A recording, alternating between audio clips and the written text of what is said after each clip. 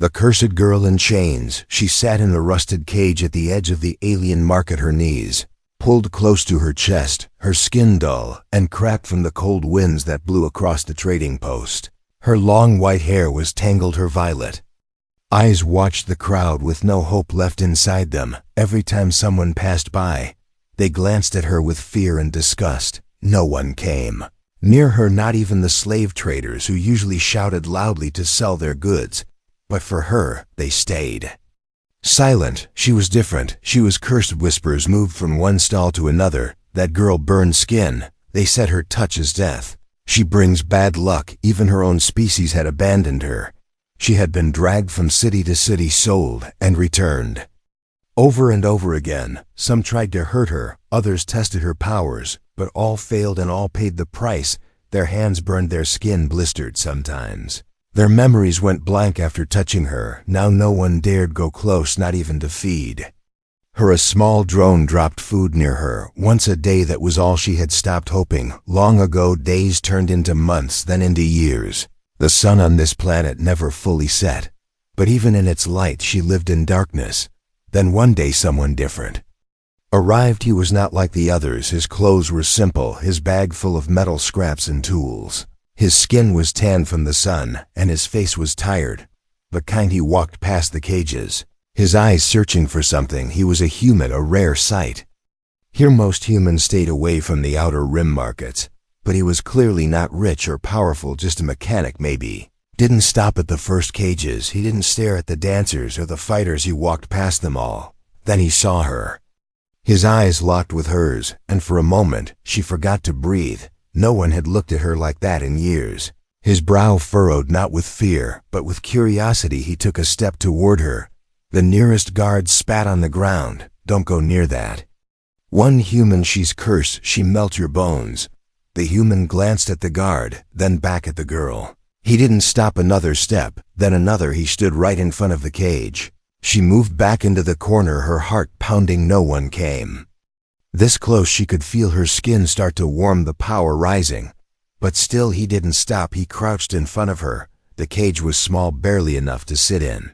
And he spoke softly. What's your name? She blinked, in surprise. No one ever asked that. Her voice cracked, dry and weak. I don't have one. They call me Curse. That's not a name, he said with a sad smile. His hand reached through the bars. She gasped. No, wait, you'll get hurt.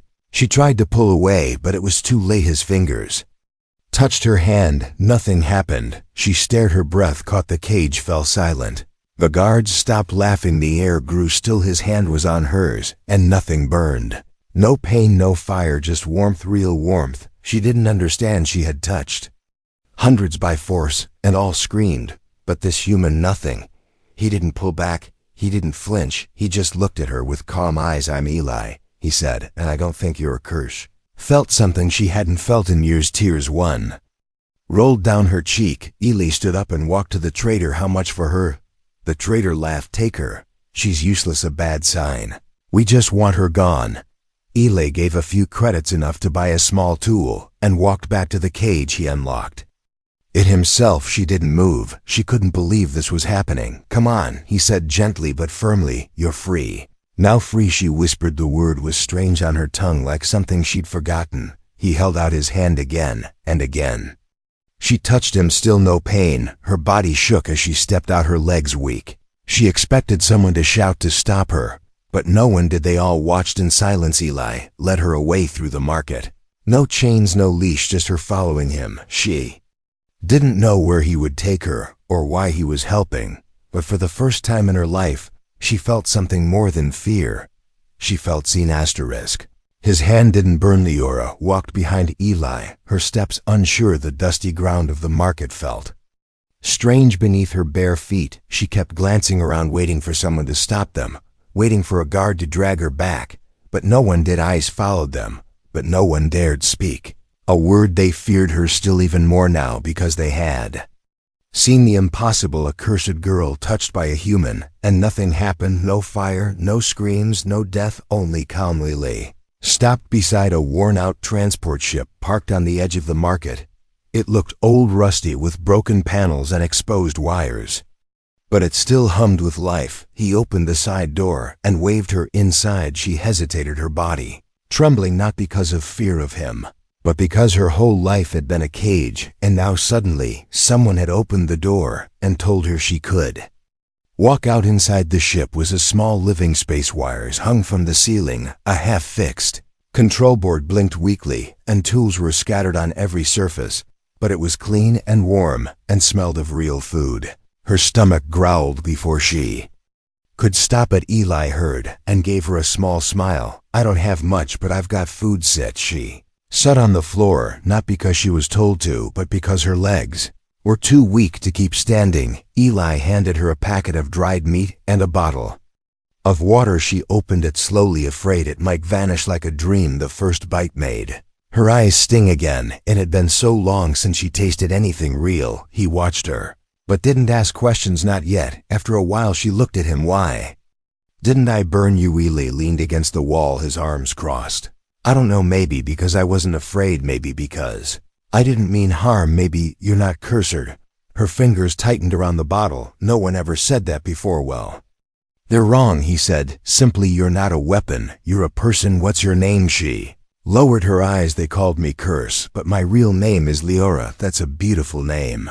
Leora, he said gently, and you deserve to be called by it, not by fear. Something strange stirred in her chest. Warmth, not fire, not destruction, just a soft warm glow. She looked at him, really looked at him, and saw something no other being had shown her. Not pity, not fear, but respect and kindness. Eli moved to a corner and picked up a broken device. He started working on it. Wires sparked softly, and his hands moved with practiced ease.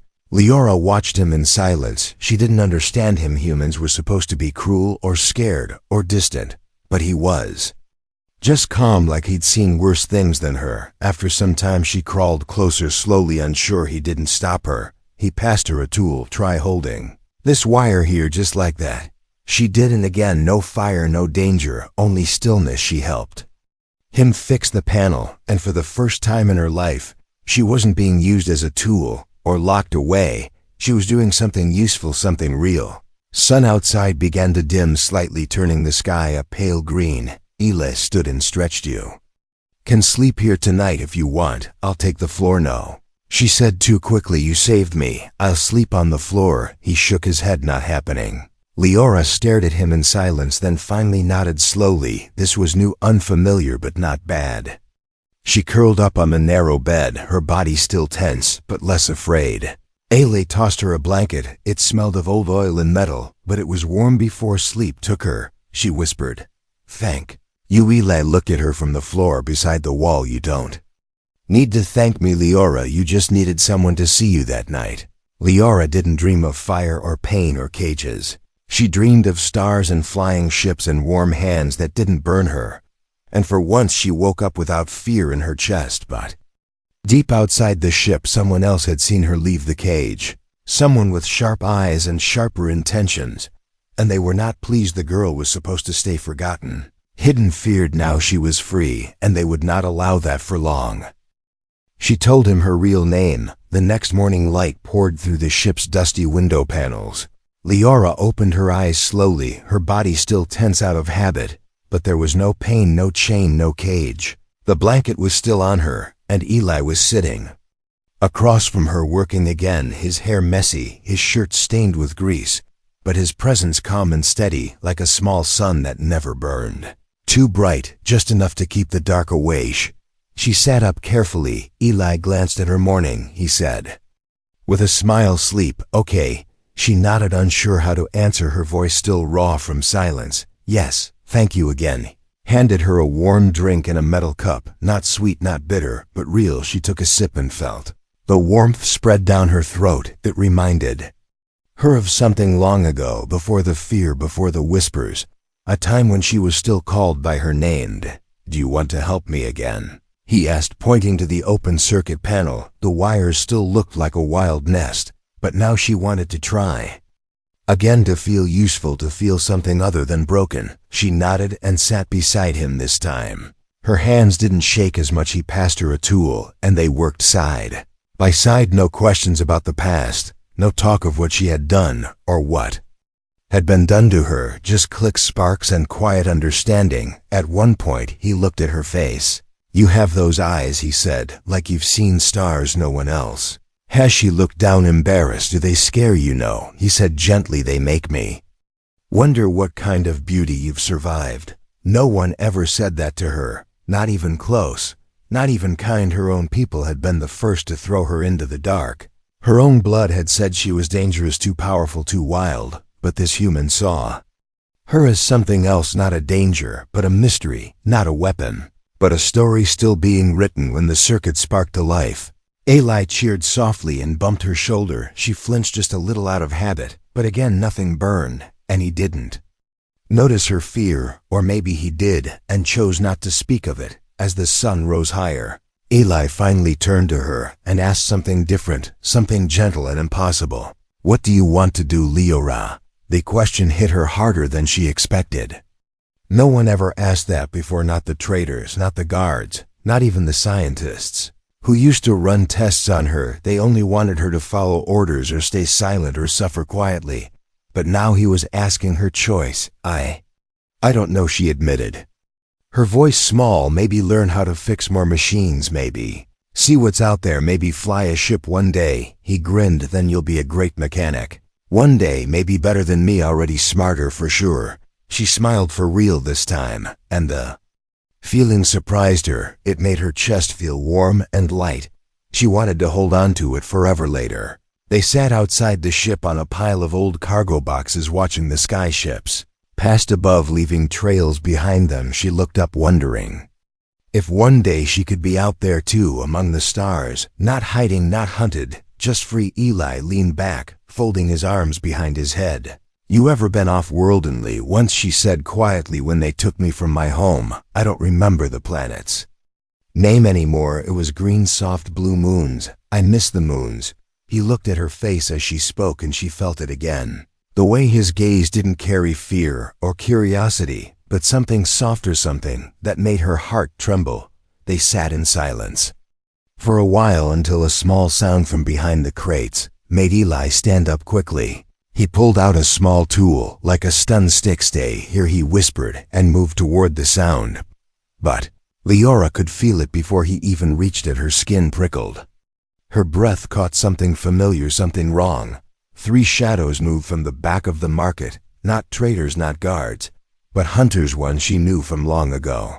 Their scent heavy with chemicals, their minds full of greed. They had come for her again. Maybe they thought they could sell her again, or use her, or maybe Ursula stood between them and Leora. Even though he had no weapon strong enough, even though he had no reason, he just stood firm like a shield that refused to bend. She stepped beside him, her body glowing faintly with a golden light. The air around her shimmered slightly, but Eli didn't move away. "Didn't fear her," he whispered, "careful, Leora." But his voice didn't carry fear, only concern. One of the hunters sneered. "We don't want you, human. Give us the girl. She belongs to no one," Eli said sharply. "Not anymore." The hunter raised a weapon, but Leora didn't wait. Her hand rose slowly, her eyes glowing with ancient energy, and her voice calm. "I won't go back." A wave of heat rippled from her, but didn't burn Eli, even as it pushed the hunters back with a force they couldn't explain. The ground cracked slightly under her feet,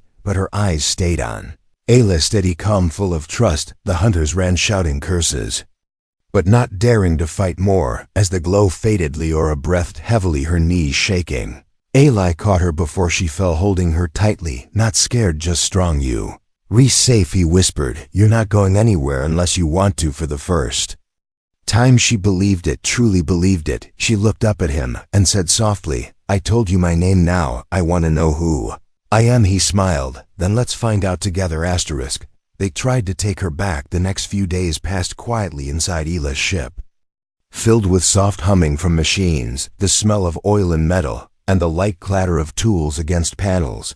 Leora helped more each day, learning how to rewire circuits, repair old vents, and even weld broken support rods. Her hands moved with growing confidence, and her eyes no longer stayed low. She smiled, sometimes laughed quietly when Eli made a joke, or when a small spark surprised him and made his hair stand up. But even in those peaceful hours, something heavy stayed in the air, like A shadow waiting to fall again. Eli noticed it in the way she checked the door twice before sleeping, or how she flinched at loud noises or sudden footsteps. He didn't ask too many questions, he just let her breathe, let her feel like a person again. One morning while she was cleaning a broken datapad, the ship's alarm gave a soft blink, not loud. Just a warning signal someone was near.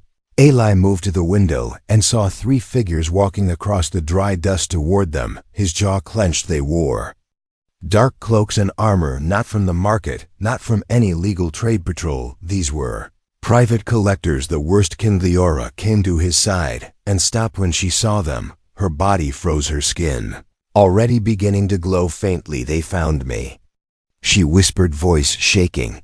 "Stay here," Eli said, picking up the small stun weapon again. Though it looked like nothing against the armored figures, the door hissed open, and Eli stepped out, standing between the ship and the 3 strangers. The wind blew sand between them. One of the men stepped forward, his voice smooth and cold. "We're here for the girl. The traitor made a mistake giving her up. She's valuable. She's not your property." Eli said, his voice firm, stronger. Then he felt she's free now, and she stays that way. The man chuckled. "Humans and their strange love for broken things. Do you even know what she is? She's dangerous, a living weapon. She killed 3 of my clients by touch." Eli didn't blink. "Maybe they deserved it. She belongs in containment," the man said, raising a control device in his hand. "We have a contract. Her DNA isn't normal. She's registered. She's ours." Leora stepped out of the ship, slowly, her eyes burning with gold, her voice trembling but clear. "I'm not yours. I never was." The device in the man's hand began to blink. He pressed a button and suddenly Leora dropped to her knees, a collar hidden beneath her shirt glowing red. Eli rushed to her side, but couldn't remove it. Her body shook with pain, and light burst from her skin, uncontrolled, wild. The air around them turned hot. The man smiled. "See, she can't be trusted. This is why she must be controlled." But Eli didn't run. He dropped the weapon and instead held her face, his hands warm and steady. "Leora, listen to me. You're not a curse. Fight it. You're stronger than them, stronger than this collar." She looked into his eyes and something shifted. Her breath slowed, her glow pulsed, but didn't explode, and she reached up and grabbed the collar with both hands. It burned her skin, but she didn't let go. Her body screamed. Her mind flashed with old memories, chains, walls, needles, voices shouting, "Curse, monster, killer." But she kept holding, and with one final pull the collar broke in her hands, shattering into sparks and ash. The men stepped back in fear. Her light grew stronger, not wild, but focused, her voice low. "Leave now or I'll show you what true power looks like." The leader tried to raise his weapon, but it melted in his hands without her touching it, and the next second they were running, falling over each other as they escaped into the dust. Leora collapsed into Eli's arms, breathing hard, tears running down her face. "I didn't hurt you again, did I?" Shook his head, holding her tightly. "Not even a scratch. You did it. You controlled it." She looked at her hands. The skin burned, the collar's mark still fresh, but she smiled through the pain. "I didn't think I could." "You can," Eli whispered. "You're not what they made you believe you are." That night they sat on the roof of the ship, watching stars slowly rise.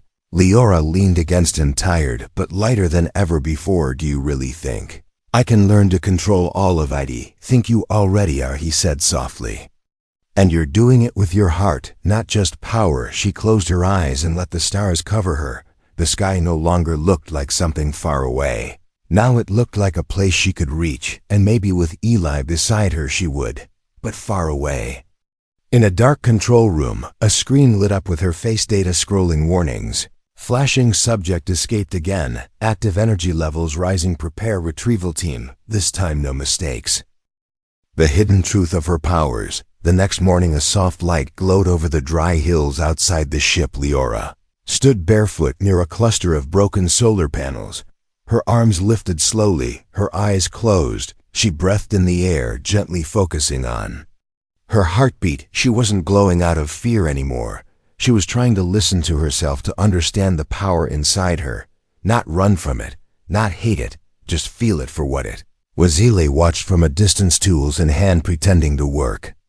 On a loose hatch, but really just watching her. She looked different, now more steady, more real, her back straight, her hands open. Her hair glowing slightly like morning fog, touched by the sun. He didn't say anything, he knew she needed space to explore.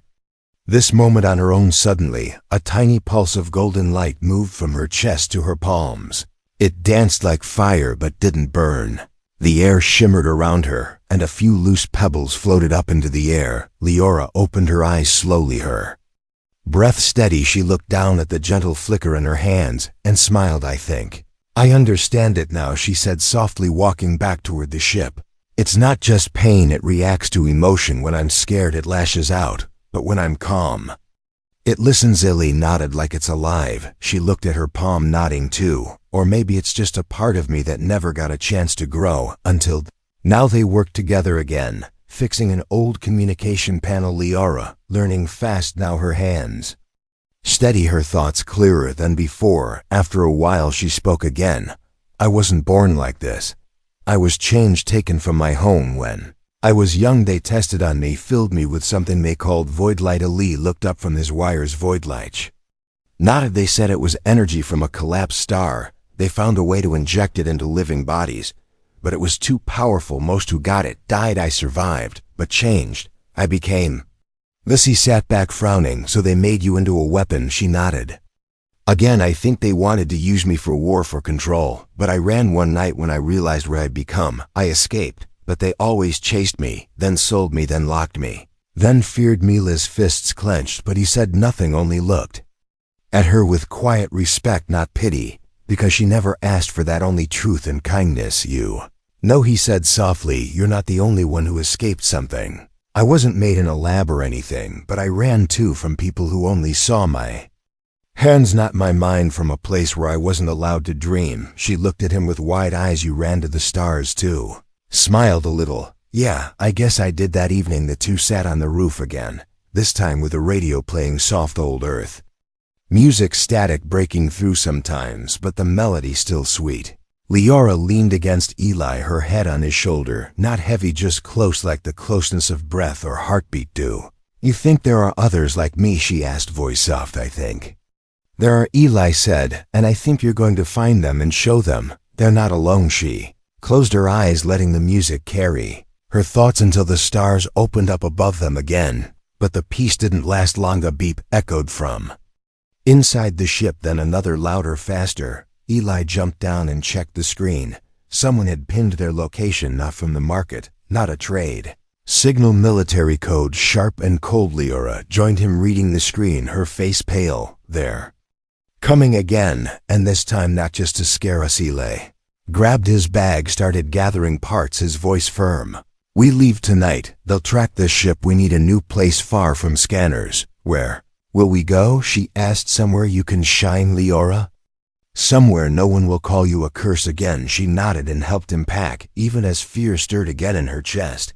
But this time it didn't control her. It didn't burn her skin. It simply reminded her that she had something to fight for. As the engines warmed up and the ship lifted into the sky, Leora looked down at the place where her cage once stood, now empty, forgotten, buried in dust. Then she looked forward through the glass, stars stretching wide ahead. This time she wasn't running away, she was flying toward something, something real, something hers. And beside her was the first person who ever made her feel like more than a weapon, more than a story, whispered in fear. She wasn't done yet, she was just getting started. Others like her. The ship flew quietly through the outer rim, the stars sliding past the window like slow-moving fireflies.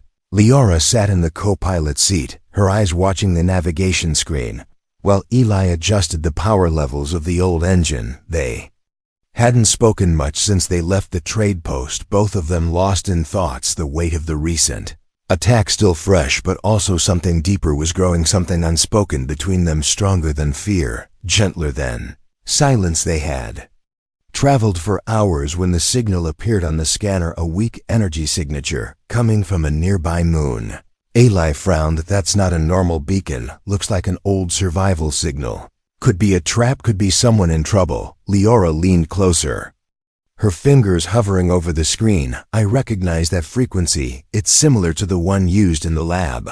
Where they kept me. Eli looked at her, then back at the screen. You think someone like you is there? She nodded slowly. I feel it, I feel something. He hesitated for only a second, then changed course, if there's even one like you out there. We're not leaving them behind. Mamoon was small, mostly rock and forest, but from orbit they could see the ruins of a crash facility half buried in moss and vines. The ship landed gently beside it, dust and old leaves blowing around the landing gear as they stepped out. Leora's skin tingled, not with fear, but with memory, echoes of screams, metal floors, burning lights, and soft crying from behind. Locked doors. They walked toward the entrance together. Eli held a small scanner while Leora let her senses stretch out beyond sight, the power inside her whispering with every step she took. They reached a door, rusted, but still intact.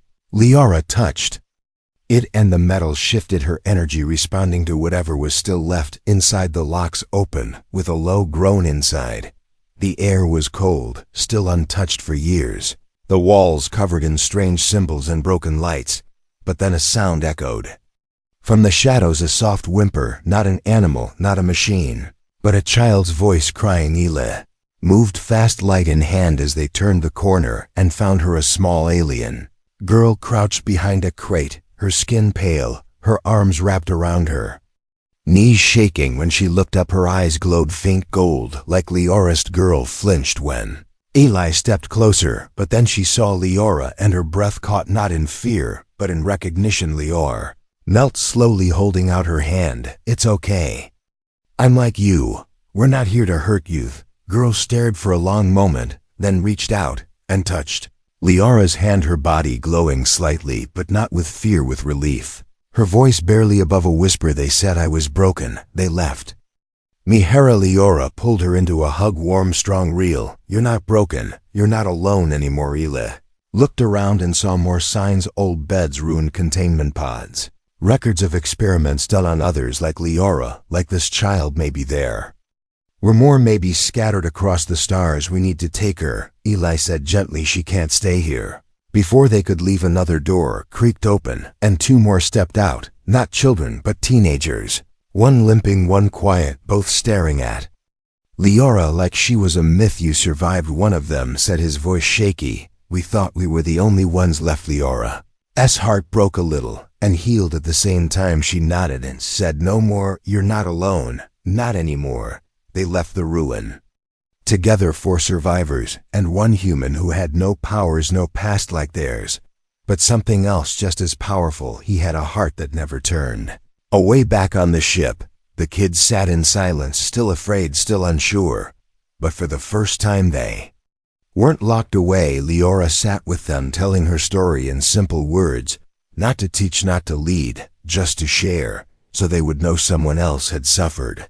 Someone else had fought, someone else had survived. That night, as the ship flew again across the stars, Eli added new codes to the nav system, marking this moon as a place of memory. Leora watched him, then leaned close and whispered, thank you for what he asked, not looking up, for giving me more than freedom, for giving me a reason to keep going. He looked at her then and saw not the frightened girl in the cage, but someone stronger, brighter, someone who had found her voice. There are more out there, she said softly, and I'm going to find them all. He nodded and smiled. Then let's bring them home. Her first real kiss. The stars outside moved slowly as the ship drifted near the edge of a nebula, bright clouds of blue and gold swirling beyond the glass. The children were asleep, bundled in makeshift beds crafted from soft storage blankets and old cushions, their faces peaceful, their breathing calm. It was the first night in years any of them had slept without fear. Leora sat quietly near the main window, her arms resting on her knees as she looked out into the endless sky, her heart full and quiet. Eli came and sat beside her, the glow of the nebula lighting the side of his face. He didn't speak at first, just sat in silence beside her as they watched the colors shift and dance in the distance. They'll be okay, she said softly, not asking, just stating. Yeah, he answered, they will be now. She looked at him, then her eyes catching the gold light from the stars. They're safe because of you. No, he said, shaking his head. They're safe because of you. You're the one who stepped into That ruin, you're the one who held their hands, you're the one they followed. She smiled a little, but her eyes stayed soft. I couldn't have done it without you. Eli, you were the first person who didn't run from me, who didn't see me as a curse. Turned to face her fully, and for a moment he didn't say anything. He just studied her like she was something more than light, more than fire, more than legend. He looked at her like she was real, like she mattered. Do you remember the first time I touched your hand? He asked, his voice barely above a whisper. I thought you were crazy, she said, and laughed softly, a sound so warm and gentle it made his chest ache. I thought you were going to scream and pull away like all the others, but you didn't. Becca's. I saw you, he said slowly, not what they called you, not what they feared, just youth. Silence between them was warm, not awkward, not heavy, just full of something waiting to become real. Leora leaned her head on his shoulder and closed her eyes. You make me feel like I belong somewhere, like I'm not just a story whispered in fear, like I'm more. You are more, he said, and his hand found hers again, just like that first day. Only now it wasn't cautious or curious, it was certain and steady. She looked up at him and their eyes met, and something inside her chest tightened, not with fear, not with heat, but with a longing she didn't understand fully, yet something she'd never been allowed to feel before. Eli, she whispered, and then before she could lose the courage, she leaned forward and kissed him. It was soft and slow and full of all the things neither of them had said yet, all the thanks, all the sorrow, all the hope. It wasn't wild, it wasn't fiery, it was peaceful, it was human and alien and something in between. It was real. When they parted, her eyes were shining, not glowing, just wet with something gentle. He smiled and touched her cheek. You didn't burn me, she smiled back. I never wanted to. They sat together in silence, again watching the nebula stretch beyond the stars behind them. The children slept without nightmares ahead of them. A galaxy full of broken pieces and lost voices waiting to be found. Leora didn't know where they would go next, what systems they'd visit, what dangers might still chase them. But she knew one thing clearly for the first time in her life. She wasn't running away from pain. She was running towards something beautiful, a family built from fire and kindness, a ship that carried more than just parts and wires. It carried hope, it carried second chances, and at the center of it all was one human who touched her hand without flinching and showed her what it meant to be loved.